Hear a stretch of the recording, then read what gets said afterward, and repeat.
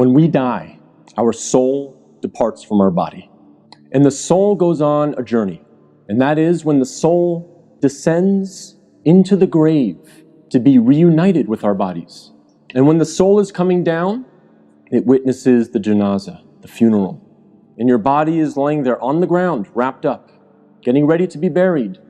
And you're descending and you're seeing this, and you're hearing it, you're experiencing it.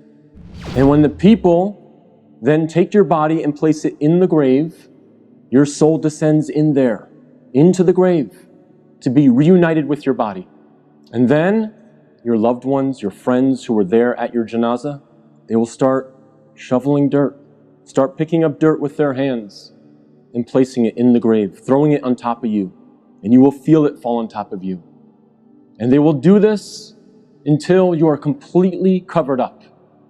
And you will be there in the grave, covered up, and you will have consciousness. You will be alive. Not physically, obviously, but your soul will experience this.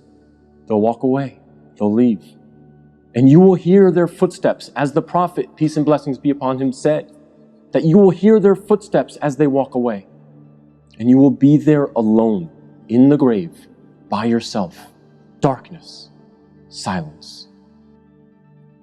What happens at that point?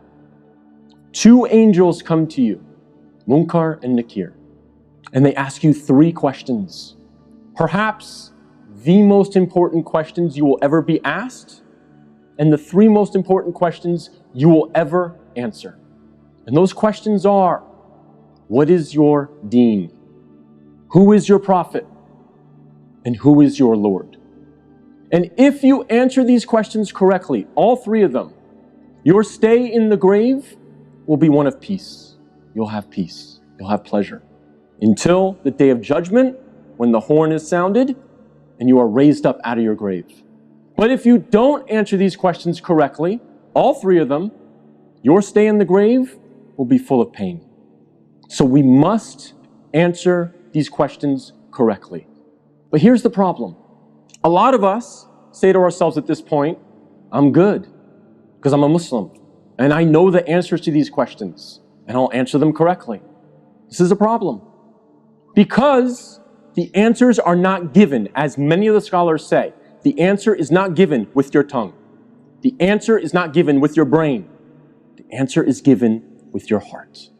What is in your heart will come out at that moment. If you lived your life not really striving to be a Muslim, a true Muslim, trying to practice, then Islam really was not in your heart. So we have to make sure that we're striving, again, to the best of our ability. I'm not asking for perfection. I'm not asking for scholars. I'm not asking for you to be of the best character like the Prophet, peace be upon him, but we must strive for it.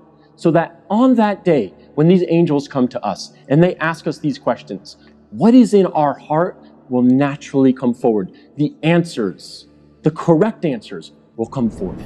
After we pass the test of these three questions, what happened? An order from Allah with 5 glad tidings. First, the grave will be furnished from Jannah.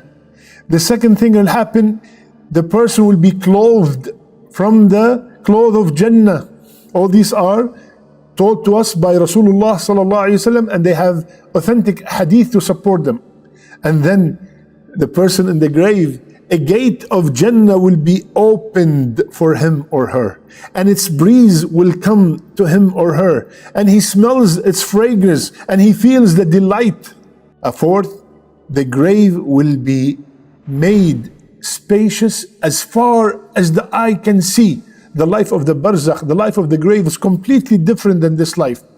Allah will make the grave very spacious.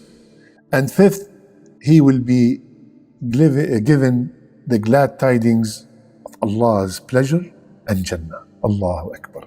Then a man with a beautiful face, beautiful garment, and sweet odor comes, and the person in the grave said, "Who are you? You look so good. You have such a beautiful smell. Who are you? Your face is perfectly beautiful." Then the person will reply, "I am your good deeds." I am that salat that you prayed. I am that sadaqat that you gave. I am the Quran that you read and you memorized. I am the fasting. I am the struggle that you went through. I am the 2 rak'ah that you prayed in the middle of the night. I am all the great amal. A man with a good face that will be our companion till the day of judgment. Allahu Akbar, Allahu Akbar. فَوَرَبِّكَ لَنَسْأَلَنَّهُمْ أَجْمَعِينَ عَمَّا كَانُوا يَعْمَلُونَ. Ya Allah, Ya Allah. Allah Azza wa Jal is swearing by Himself. فَوَرَبِّكَ. What is He saying? I will ask them 100%. I will question everyone about what they used to do.